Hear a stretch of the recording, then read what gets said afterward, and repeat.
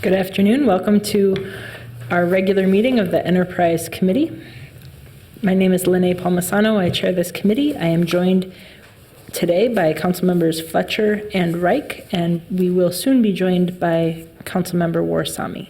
Councilmember Goodman is at her Family Housing Fund assignment on city business right now.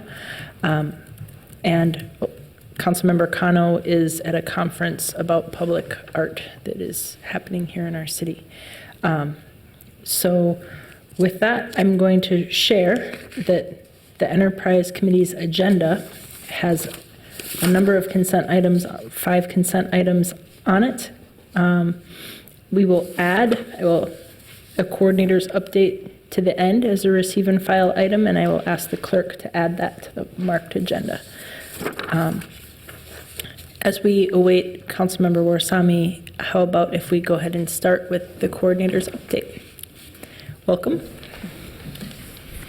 Good afternoon. My name is Neria Rivera-Vandermite. I'm the city coordinator, and I appreciate Chair Palmisano and council members the opportunity to lift up a few things. I'm going to pass it to staff to give some of the nitty-gritty of our office updates, but wanted to share some news. We have been selected for Living Cities National Initiative on Inclusive Procurement. It is called the City Accelerator Program, and it really builds off a lot of the great work that staff across the enterprise have done with our supplier diversity efforts, and really key and focused in on how do we continue to make inroads in providing better and bigger and more opportunities to our businesses of color and our immigrant businesses across the city. And so we will be receiving $50,000 grant and technical assistance to support those initiatives, and really looking and focused inward to see how we can streamline those processes.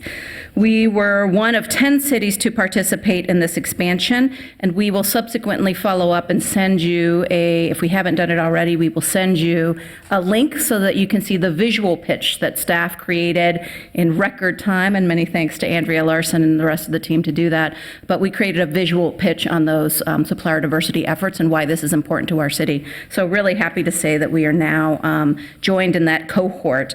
This also aligns really well with the Strategic and Racial Equity Action Plan that this council approved, as one of those priorities was really focused on diverse spend.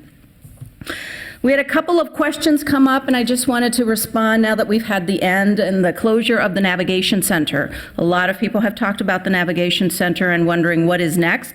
And I'll say what I often say to community, which is we had a homelessness crisis before the Navigation Center. We will continue to address homelessness issues post the Navigation Center closing. But I want to lift up the fact that the folks at the encampment itself, and I can't highlight more community and MUD in particular at the actual encampment site, as well as Red Lake and Simpson Housing and other partners at the Navigation itself, for coming together to do something that was just collective, was spectacularly new and creative. And as we had kind of a reflection and a lessons learned moment earlier this morning, one of the things that we really learned about ourselves is that when we work together, cross-agency, cross-community, cross-organizations, look at the amazing thing we can achieve. And from 176 people that were out in the cold, in the very, very cold, in early December, we had 52% positive outcomes. And that does not mean that some of those negative outcomes are that people were continued to be homeless. Some of those folks just did not choose the paths that we offered. But 52% versus what is traditionally seen in shelters, which is 15%, is extraordinary. And we will continue to take those lessons forward. As part of those lessons, I'm happy to say that Red Lake is actually pursuing the building of what they call the Navigation Center 2.0. It will be a 110 facility unit, again, learning lessons that 176 was too large. And they are currently in the process of building a culturally sensitive shelter plus services. It will have a treatment center on the first floor and intended to be a low barrier shelter at the site or on the ground where the Navigation Center was located.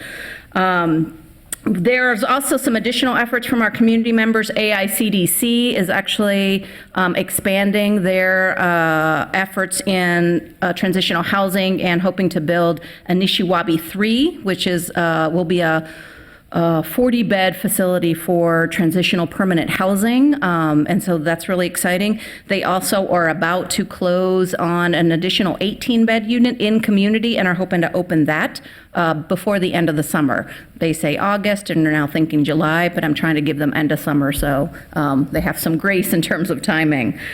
And then finally, the group of us that started as part of the Navigation Center and our partners, we have been joined in a regional cohort that the state puts together. Kathy Tenbrook, who obviously has dedicated 26 years to this effort, has gathered us all, state partners, county partners in the metro area, so there are 7 counties represented, city partners, and we are moving forward on really taking those lessons learned and trying to accelerate them in ways that really speak to some of the lessons learned in the Navigation Center. So some of those recommendations have come forward. We continue to meet almost on a every other month basis and hoping to solidify how do we come together as a region to respond to this. The reality is that the folks at the Navigation Center were not just from the city of Minneapolis. It attracted a lot of people elsewhere, and we need to have those regional responses to appropriately address those issues. I'll also just say a quick thank you to council as a body and use this committee as a way to do that. We could not have done the Navigation Center without your just general support. Every time staff came here, certainly asked us questions, but were supportive of those efforts, but certainly your financial support. Well, we are very appreciative of philanthropy and a donation in particular that came forward to help us operate. We could not have done this without council stepping in and saying we are going to divert funds that were unbudgeted to do this effort because we think it's the right thing to do. So just a humble appreciation to the entire council body on supporting that effort. If I may, Madam Coordinator, I will share that it was a nice event this morning to do that kind of wrap up with a lot of the leaders or a lot of our partners in this Navigation Center, and you lifted up a lot of the work of others, and I appreciate that. And also something that was acknowledged, I think it was by Robert Lilligren, was that overall we acknowledged that this was seen as a risky investment, right? This was not done without knowing that there were risks involved, and our ability to improve the situation might be minimal. So I appreciated that comment and that acknowledgement, because I know that we all feel that it was also the right thing to do. So thanks. I appreciate that, Chair Palmisano. I often say that I'm really glad we did it. I hope we never have to do that again in the future. And so, but I appreciate that support as that moves forward. Wanted to finally lift out 2 additional things in terms of just the penumbra of the coordinator's office. We've got some hiring going on. I know that there were questions in Public Safety Committee recently about 911, and certainly I'm happy to talk about that with other folks. But one of the questions that came up is, where are we on our 911 director? And I am happy to announce you will see something next week, but we have extended an offer to someone. That person should start on July 2nd, so pretty soon, and we have a robust onboarding plan for her. She comes to us, and I'm hoping she has told her people, but she comes to us from the county, and so we'll have continued conversations, and we'll let you know her background very shortly here. I also wanted to mention that our CIO search, our Chief Information Officer search, continues. It closes on June 24th. It has been posted for a bit now, and to date, we have had 77 applicants, and so we've got another little over a week to go. And we know that there's a lot of interest in our next CIO, and really hoping to have robust conversations about new vision and thinking about how technology is really going to help us as a city kind of move forward in new and novel ways. So that's where we are. Okay, thank you for those 2 updates. I do want to share and something that came up in public safety yesterday was, I know that you have behind the scenes been doing a lot of deliberate work and working with the workers in 911 and about what their needs and preferences are. and to find ways that we might be able to accommodate them either in the shorter term or in the longer term, but especially in this search for a new director. So thank you for being so thoughtful and addressing a number of the things that we heard about in public safety yesterday. In terms of the CIO position, I appreciate that there's still some more work to do before we find our next CIO. We were introduced to the CISO at Audit Committee earlier this week. He has just recently started and has a lot of work to do on his plate, and is the successor to Deb Parker. Yes. And so we look forward to working with him as well on things like the business impact analysis and other kinds of things. Something that came up through an audit done was around a 311 and Public Works Department audit on, the example was snow clearing and snow complaint data and how it was being mapped, and it was found that there are some errors and that our investment in GIS systems used across the city has not been as robust as we have not found a way to keep it together and keep it extremely accurate over time. So one of the steps that I took as a result of that audit was in Transportation Public Works Committee to give a staff direction with unanimous approval from people on this committee, including council members Fletcher and Reich, to have the Public Works Department participate in a cross-functional work group about that at the city enterprise. And the direction that I'm bringing in front of this committee is a complement to that. And it is in conversation with Public Works and others. It appears that IT is the right department to lead that activity, but that people like 311 and others, including the assessor's office, has said they would like to listen and sit in on that while they're not the creators of a lot of that information themselves. So a staff direction that I'd like to put in front of my colleagues is also on the front of the dais, but it says staff direction directing IT to lead and 311 to participate in a cross-functional work group to address geographic information data quality and identify solutions that will increase data quality in an actionable way across the city enterprise. Report back in November timeframe. And I understand that your coordinator's office will be involved in some of that work to get that started and on the right track. I appreciate that, and I think that this is the way that we can probably best invest city resources such that on resident-facing things, such that residents feel like when they want to lift their head up and say, I see something wrong in our city's right-of-way, or in something in their environment, that they're able to do so accurately and that we can be efficient in our way to get to those problems. So thank you for your willingness in working with me on this staff direction, and I make that as a motion to my colleagues and see if there are any questions. No questions? All those in approval, please signify by saying aye. Aye. That item carries. I should have mentioned this earlier. Thank you. We've been joined by Councilmember Warsami. Are there any questions for the coordinator in regards to her coordinator's report? There are none, so I'll ask to receive and file that. Excuse me, Chair Yeah, Palmisano, go ahead. if you don't mind, there was a little bit more. This was just a kind of a high level, if you have a moment. That's terrific. Yep. Okay. Go ahead. Welcome, Ms. Larson. Yeah, good afternoon, Chair Palmisano, council members. I'm Andrea Larson. I'm the Director of Strategic Management in the Coordinator's Office, and I just wanted to give a few program-related updates on just a select couple of things happening around the office. In arts, culture, and creative economy, Lagoon Cayam is leading multiple engagements at the Americans for the Arts Conference, where Councilmember Kano is attending, which includes support of opening ceremonies, art tours within the city, and multiple conference presentations. This is really great arts exposure for the city, so we're excited that Lagoon is taking a lead role in that. In human trafficking, Sunu Sresna is doing some important work convening the city's human trafficking and exploitation group. They had a convening on May 22nd and finalized on a name. The acronym is HEAT, H-E-A-T. It It's the Human Exploitation and Trafficking Task Force. The task force will meet monthly for now, but it may change in the future to a quarterly meeting depending on the work.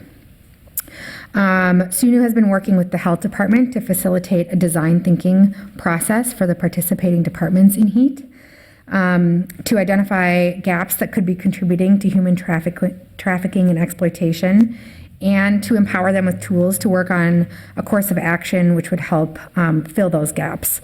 So this is a really exciting early engagement for the group as they get started in their work. In policy research and analysis, Jeff Schneider has been leading some important efforts related to the minimum wage study. There is a data privacy and sharing agreement between some state departments and the Federal Reserve, who's completing a report that's going to be able to allow the Federal Reserve to do some really deep analysis on the impacts of minimum wage, likes of which have not been seen in other cities that have implemented minimum wages across the country.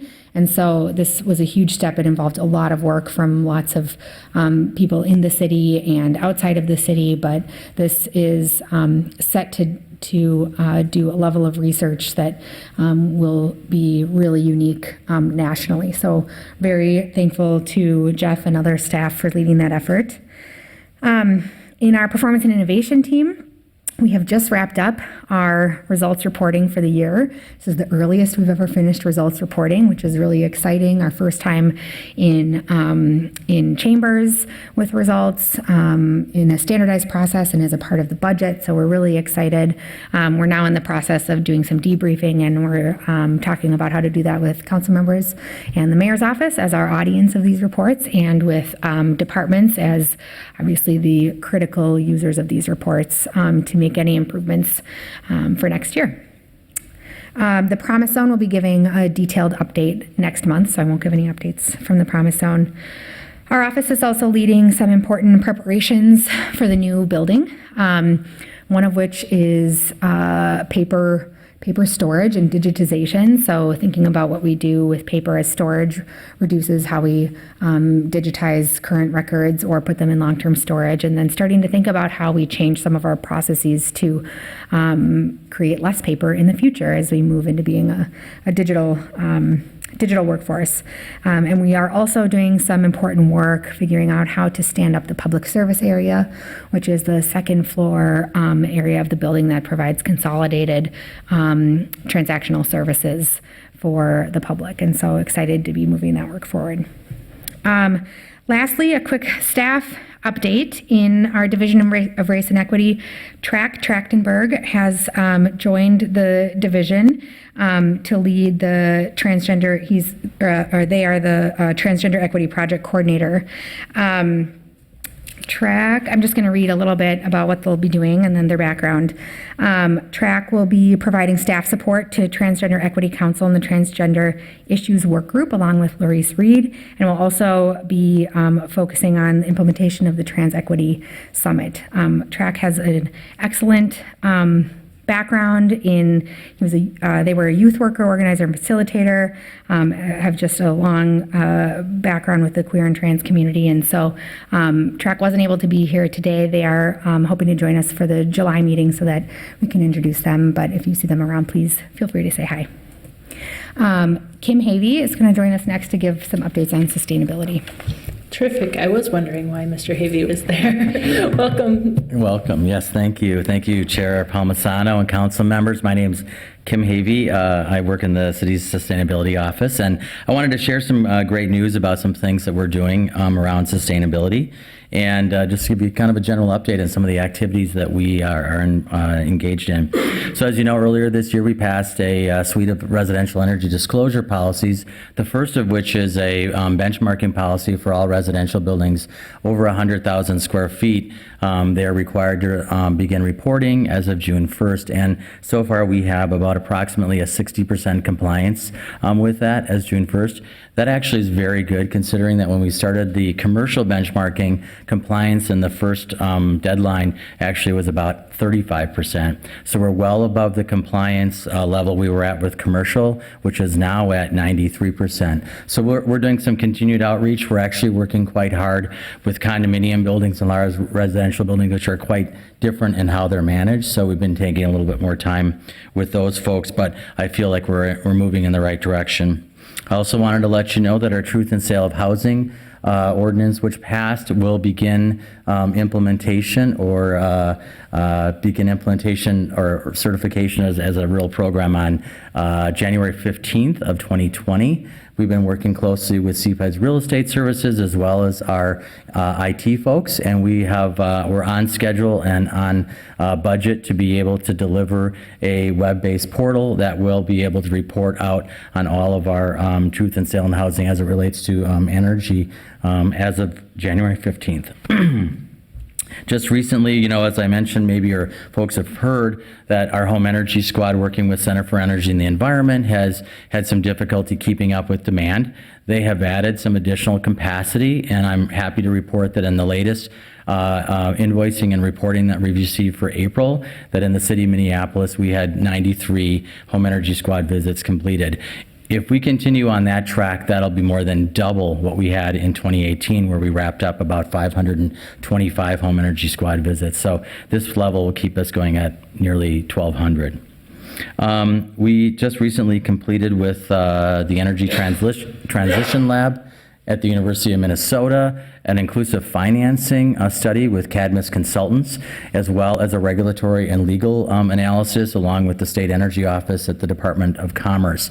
Both of those studies indicate that we have a viable program that we are planning to move forward with in conjunction with CenterPoint Energy and Xcel Energy. So at our next Clean Energy Partnership Board meeting on June 17th, we'll be proposing a board motion, which will really complete the next steps that we need to get done over this summer and bring forward a program to the Clean Energy Partnership for their Q3 board meeting for approval, with the intent of being able to bring forward a petition to the Public Utilities Commission to approve an inclusive financing program by November 1st of 2019. The program would then be on track to launch in early 2021.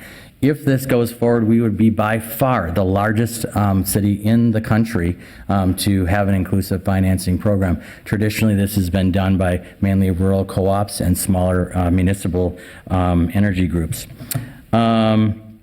We kicked off our food action plan, which is going to be an appendix to our climate action plan. We kicked off our first meeting on food justice and equity on May 15th up at the Eastside Neighborhood Services.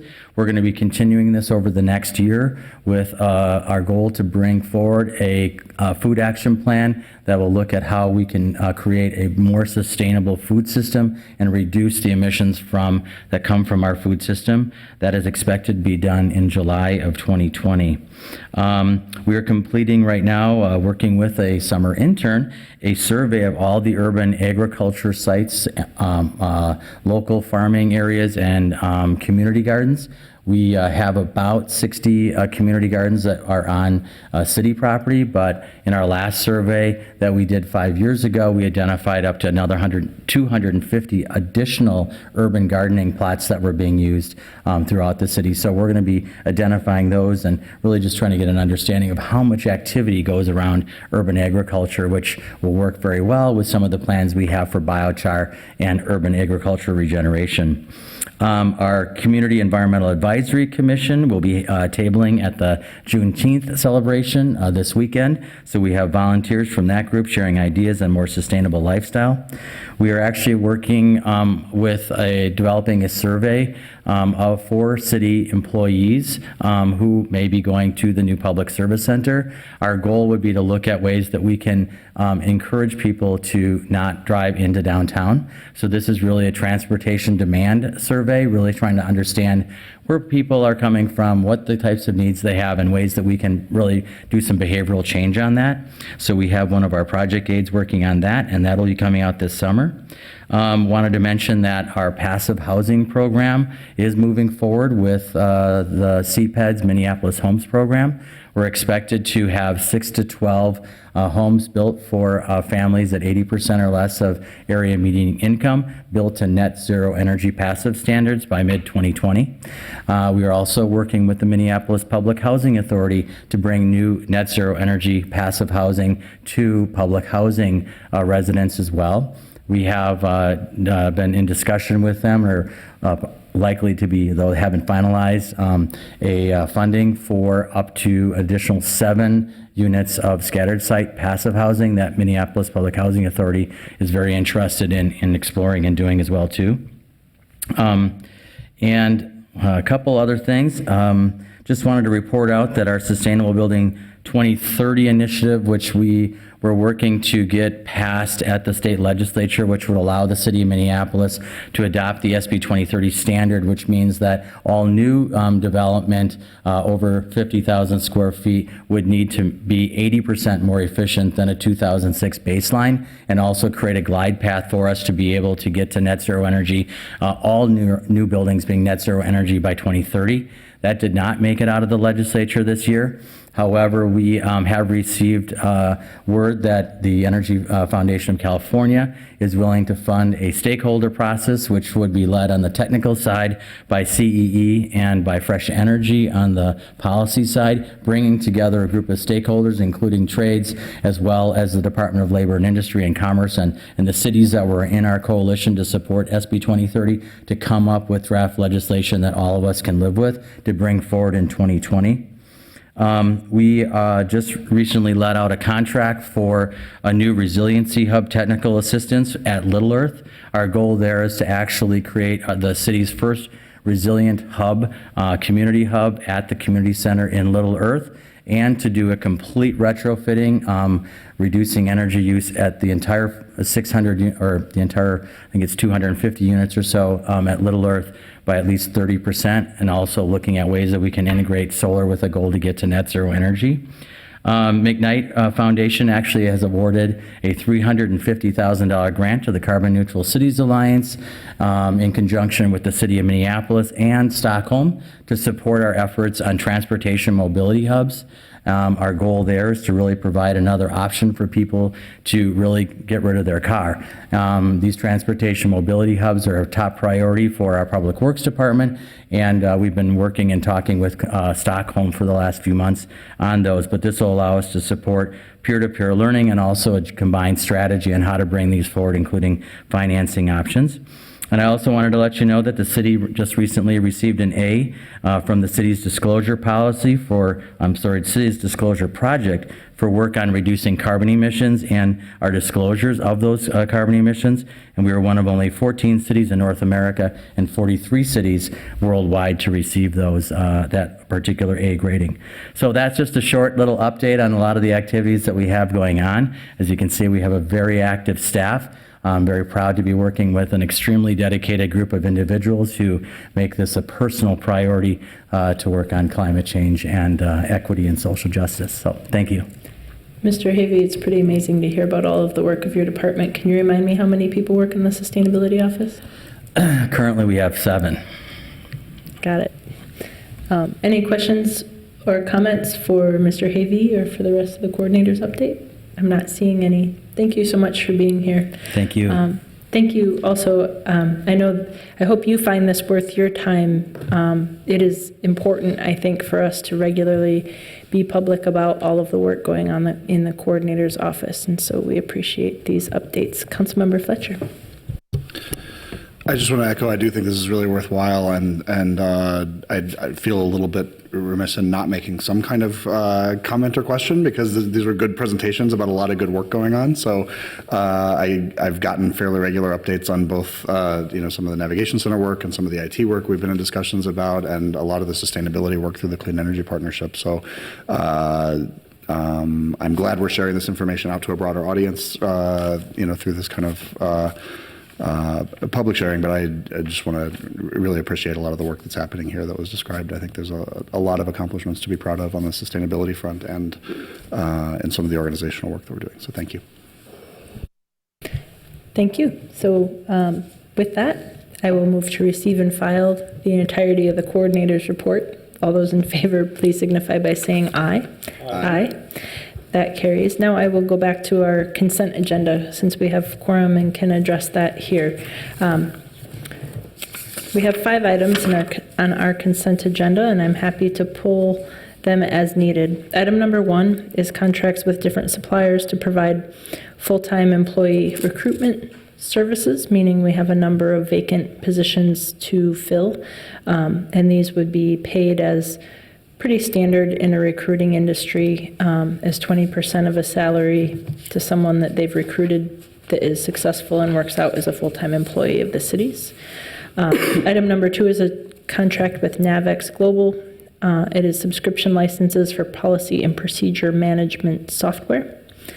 Item number 3 is a contract with ProSci to provide change management certification services. There's 2 elements of that. One is authorizing the contract. The second is customizing the city's standard contract form. This, I understand, will be really helpful training for those that work with our ELMS system here in the city. Item number 4 is a contract with Tyler Technologies to provide computer-aided mass appraisal. That's our CAMA system that we've talked a lot about in terms of our market valuations of property. It both authorizes the contract and it authorizes the customization of liability terms. This was a long time coming and became part of our budget process last year. Item number 5 is the contract amendment with Verint Americas for hosting and support of the 311 Lagan application. This is an upgrade of this system as we move data centers where we're storing the data. And this moves us a little bit to software as a service, and I can share a little bit more about that if people have questions. But so for now, those are the 5 consent agenda items for today. Any questions or comments? Councilmember Fletcher. I don't need to pull anything for discussion, but I do just want to make a brief comment on item number 1. Please.